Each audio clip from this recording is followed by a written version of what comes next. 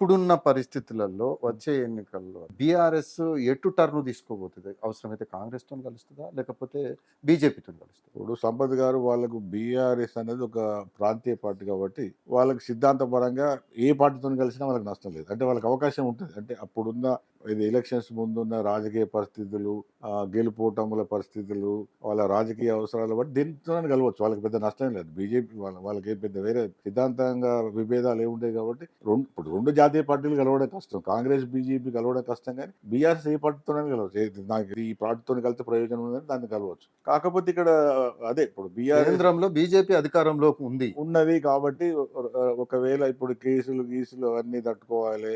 ఇవన్నీ బయట పడినప్పుడు అదే అదే నయానో భయానో బీఆర్ఎస్‌ను కూడా లొంగదీసుకొని అలయన్స్ పెట్టుకుందాం. అటు కూడా అవకాశం ఉండొచ్చు. అంటే కాంగ్రెస్‌ని దెబ్బతీసి కాంగ్రెస్ కూడా బలంగా ఉంటే ఈ 2 ఓట్లు కలిస్తే గెలిచే లెక్కలన్నీ ఇవన్నీ ప్రతిది కూడా కాలిక్యులేషన్ నడుస్తుంది కాబట్టి బీఆర్ఎస్‌ని లొంగదీసుకునే అవకాశం కూడా బీజేపీకి ఉంది. పుష్కలంగానే ఉన్నది. బాగానే ఉన్నది. ఆ హ్మ్. విధంగా అది కూడా చేయొచ్చు.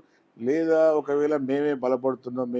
ఎందుకంటే ఈ మధ్యన ఒక ఢిల్లీ ఓడిపోయిన తర్వాత ఈ ఉచితాలు, తర్వాత వెల్‌ఫేర్ స్కీమ్స్ విచ్చలవిడిగా ప్రభుత్వాలు ఇవ్వడం అనేది మొన్న ఎక్కడ కూడా జనాలు కూడా ఒప్పుకుంటలేరు. మనం అక్కడ ఓడిపోయిన తర్వాత మనకు అర్థమవుతున్నది కాబట్టి, ప్రజలు ఏం కోరుకుంటున్నారంటే కనీసమైన అభివృద్ధి, కనీసమైన పరిపాలన, కనీసమైన సౌకర్యాలు కావాలని కోరుకుంటారు కాబట్టి, అటువంటివి ఇవ్వకుండా కాంగ్రెస్ కేవలం ఏదో ఉచితాలు ఇత్తానం, అది ఇత్తానం, ఇది ఇత్తానం, లేకపోతే ఇంకోటి చేస్తున్నాం, లేకపోతే మేము సోషల్ ఇంజినీరింగ్ చేస్తున్నాం. ఇప్పుడు భారత రాజ్యాంగము, రిజర్వేషన్స్, లేకపోతే ఇంకా కొన్ని వాళ్ళ అంశాలు పట్టుకొని మాట్లాడుతున్నారు. కేంద్ర రాష్ట్ర సంబంధాలు కొత్తగా ప్రజలకు సంబంధంతోని వాళ్ళను ప్రభావితం చేసేంత గొప్పవి కావు. భవిష్యత్తులో ఎట్లుంటుందో కానీ ఇవన్నీ ఉన్నాయి కాబట్టి ఇప్పుడు ఎటు పోతుంది, ఏమవుతుంది అనేది కొద్దిగా ఇంట్రెస్టింగ్ గానే ఉంటుంది భవిష్యత్తులో మొత్తం. అంటే బీఆర్ఎస్ పరిస్థితి అంటే రేపు రాబోయే రోజులలో అవసరమైతే బీజేపీకి దగ్గరయ్యే అవకాశాలున్నాయని అంటారు మీరు.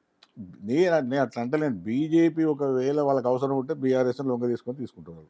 ఏం అనుమానం లేదు. కేసీఆర్ ఏమన్నా కూడా నడవదు అక్కడ. సంబంధించిన అంటే ఢిల్లీ లిక్కర్ స్కామ్‌లో కవితను జైలుకి పంపించడం, తర్వాత ఇప్పుడు ఈ కేసులకు సంబంధించిన అంశాలు, వీటన్నింటిపైన బేరీజు వేసుకుంటే మరి కాంగ్రెస్ కాపాడే పరిస్థితి లేదు కాబట్టి బీజేపీకి ఉండొచ్చు. వాళ్ళకు రాజకీయ ప్రయోజనాలు, వ్యక్తిగత ప్రయోజనాలు అంటే కుటుంబ ప్రయోజనాలు, వాళ్ళ పార్టీ ప్రయోజనాలు ఎట్లా అనుకున్నప్పటికీ, ఆ ప్రయోజనాలు బాగా నష్టమయ్యేటట్టున్నాయి.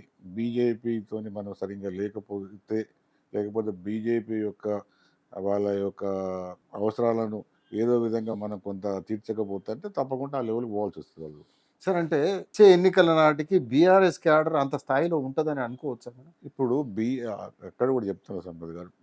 2 ఎలక్షన్స్‌లో కూడా 2014 గాని, 2018 గాని బీఆర్ఎస్ క్యాడర్ పెద్దగా పనిచేసి గెలిచిందేం లేదు. హ్మ్. 2 సార్లు కూడా ఒకటేమో 2014లో తెలంగాణ వాదంతోని గెలిచింది. 2018లో ఏమో అప్పుడు కొద్దిగా కేసీఆర్ చేసిన కొన్ని మంచి పనులు లేకపోతే మిగతా కొన్ని వాటితోని గెలవడం జరిగింది. అదే 2023కి వచ్చే వరకు క్యాడర్‌లో పెద్దగా అప్పుడేం పోలేదు. ఇప్పుడు జరుగుతున్న ఇప్పుడు ఇవాళ పేపర్‌లో పడ్డది. నిన్న పట్టుకుంటారు అది మన గన్పూరు మాజీ ఎమ్మెల్యే. ఏంటంటే కేసీఆర్ ఫామ్ హౌస్ పోయిండు. ఆయన కలిసినప్పుడు కేసీఆర్ అన్న మాటలు వీళ్ళ పేపర్‌లో పడ్డాయి. త్వరలోనే బై ఎలక్షన్స్ వస్తున్నాయి. నువ్వు గన్పూర్ ఎమ్మెల్యే అయితావు, గెలుస్తావు. అంటే ఇప్పుడు ఒక్కటి జరిగిందేందంటే బీఆర్ఎస్ పార్టీగా నిలబడ్డది. ఇప్పుడు ఈ ఒక్క సంవత్సరం చాలా మంది ఓడిపోయిన తర్వాత ఈ స్కామ్స్ ఇవన్నీ బయటకొచ్చిన తర్వాత బీఆర్ఎస్ ఒక బలమైన పార్టీగా నిలబడే అవకాశాలు తక్కువున్నాయి. హ్మ్. అసలు వీళ్ళు గెలిచిన 39 మంది ఎమ్మెల్యేలు కేవలం 10 మంది ఎమ్మెల్యేలు మాత్రమే మిగులుతారు. దాదాపు 20 మంది ఎమ్మెల్యేల కన్నా పైన కాంగ్రెస్ పార్టీకో, బీజేపీ పార్టీకో పోతారు అనేది బాగా లెక్కలున్నాయి. కానీ ఇప్పటికి కూడా 10 మంది కాంగ్రెస్‌కు పోయిండ్రు. పోయిన తర్వాత జరుగుతున్న అంశాలేంది? అనుకోకుండా వీళ్ళు సుప్రీంకోర్టు కూడా ఇప్పుడు సీరియస్ తీసుకున్నది. ఇప్పుడు సుప్రీంకోర్టు ఒక తెలంగాణలోనే కాదు. మొత్తం రాజకీయాల మీద వాళ్ళు ఎంత సీరియస్‌గా సుప్రీంకోర్టు ఆలోచిస్తుందంటే ఈ యాంటీ డిఫెక్షన్ లా అంటే ఇదేదైతే మనం ఈ పార్టీ ఫిరాయింపు చట్టం ఉన్నదో ఇది పూర్తిగా దీన్ని నీరుగార్చిండ్రు.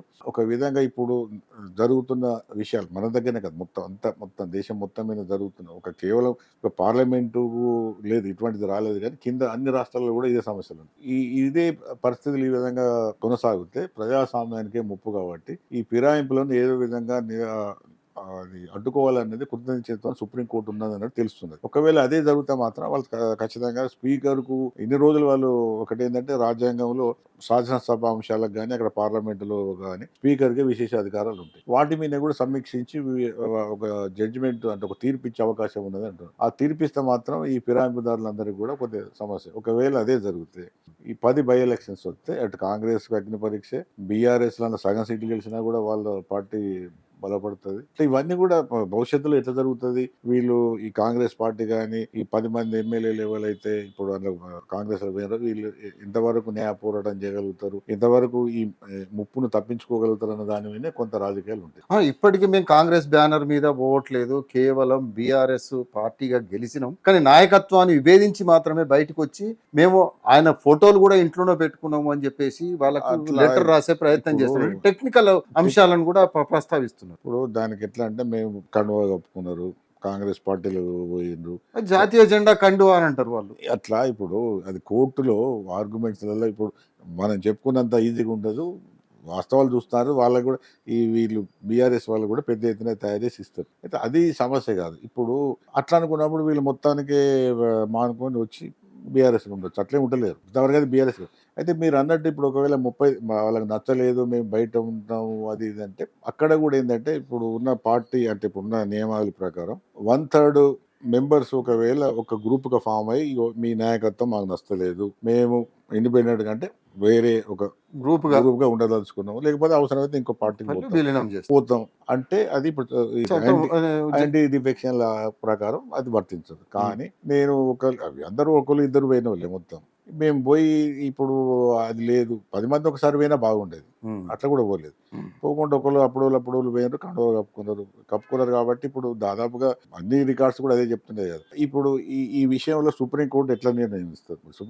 కోర్టు విషయం కదా, అక్కడ కోర్టు ఎట్లా వీళ్ళు ఎట్లా వాదనలు పెడతారు అంటే ఇప్పుడు ఏవైతే బయటకు వచ్చిన ఎమ్మెల్యేల ఆర్గ్యుమెంట్ ఏంటిది, అటు బీఆర్ఎస్ ఏం ఆర్గ్యుమెంట్ పెడుతుంది, ఇవన్నీ కూడా రేపు త్వరలో అంటే 2-3 నెలల్లో తెలిపోతుంది అన్నమాట. స్పీకర్ 2 నెలలు ఇచ్చాను టైం, 2 నెలలలో. అయితే అన్నిటికన్నా సంపద గారు ఇక్కడ బాధాకరమైన విషయం ఏంటంటే ఇప్పుడు ఈ ఇష్యూ టీఆర్ఎస్ కాంగ్రెస్ ఇవన్నీ పక్క పెడితే ఈ ప్రజాస్వామ్యమే ఒక అపహాస్యం అవుతున్నది. ఎందుకంటే ఇప్పుడు గెలిచిన ఎమ్మెల్యే అంటే ఒకవేళ ప్రతిపక్షంలో గెలుస్తున్నాడు, గెలవంగానే ఆయన ఒక 3-4 నెలలనే పోయి మళ్ళీ అధికార ప్రతిపక్షంలో గెలుస్తుంది. అంటే అధికార పక్షంలో గెలవడం దాంతో ఏంటంటే ఇప్పుడు ప్రజాస్వామ్యం అంటేనే పార్టీలు, అధికారం పార్టీ ప్రతిపక్ష పార్టీ, 2 పార్టీల మధ్యనే ఉంటుంది. అంటే 2 పార్టీలు బలంగా ఉండాలి, ప్రతిపక్షం బలంగానే ఉండాలి, అధికార పక్షం బలంగానే ఉండాలి. ఇప్పుడు ఏమైతున్నది, గత 10 ఏళ్ళ నుంచి వెళ్ళి గెలిచిన ఎమ్మెల్యేలు ఏ పార్టీలో గెలిచినా కూడా అధికార పార్టీకి వస్తున్నారు.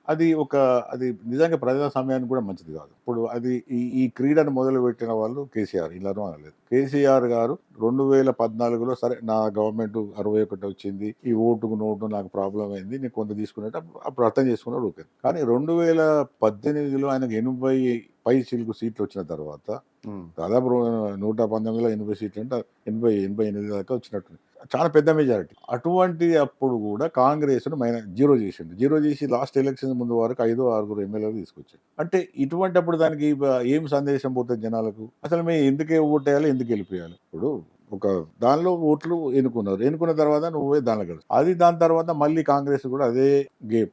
ఇప్పుడు దీంతో జరుగుతున్న నష్టం ఏంటంటే అసలు ఇప్పుడు చాలా మంది కూడా ఇప్పుడు నా అటువంటి కూడా ఏమనుకుంటా, నేను మన కాంగ్రెస్ సపోర్ట్ చేసిన ఇప్పుడు ఇవన్నీ చూసిన తర్వాత అసలు ఈ మనోటోళ్ళకి రాజకీయాలు అవసరమా, అసలు రాజకీయాల గురించి మాట్లాడాలన్నా ఊరుకుంటున్నా ఎందుకు? ఇప్పుడు ఎవడు గెలిచినా కూడా అధికార పక్షానికి వస్తున్నాడు, తెల్లారులేసి వాడు మళ్ళీ దుకాణాలు పెడుతున్నాడు, సంపాదించింది కాపాడుకుంటున్నాడు, మళ్ళీ సంపాదిస్తున్నాడు. ఈ మామూలు జనాలకు ఏమొస్తుంది, దానిలో ఏం రిలీఫ్ ఉంటుంది? కాబట్టి ఇది ఒకటేంటంటే ఈ ఫిరాయింపు చట్టాల మీద మాత్రం సుప్రీంకోర్టు చాలా ఒక చారిత్రాత్మకమైన ఒక గట్టి నిర్ణయం ఇచ్చి ఏ పార్టీకి గెలితే ఆ పార్టీ ఉండాలి, లేకపోతే నువ్వు రిజైన్ చేయి మళ్ళీ పోటీ చేసి గెలువు. ఇప్పుడు ఒకప్పుడు ఎట్లుండేదంటే కనీసం కొన్ని విలువలు ఉండే, ఒకవేళ నాకు పార్టీ ఇష్టం లేకపోతే నేను రిజైన్ చేసి మళ్ళీ ఆ పార్టీ పోయి పోటీ చేసి గెలిచిపోతా. ఇప్పుడు హోల్సేల్గా టక్కన పోయి కలుస్తున్నారు, కలిసి ఒకటే మాట ఏమంటున్నారు, ఆ నియోజకవర్గ అభివృద్ధి కోసం, ఆ నియోజకవర్గ ప్రజల ప్రయోజనం కోసం అని 2 డైలాగులు కొట్టి పోయి కలుస్తాను. అంటే దీనిలో నేను ఏ పార్టీని గొప్పదని కదా, అన్ని పార్టీలు ఇవే చేస్తాను, ఇంక్లూడింగ్ బీజేపీ.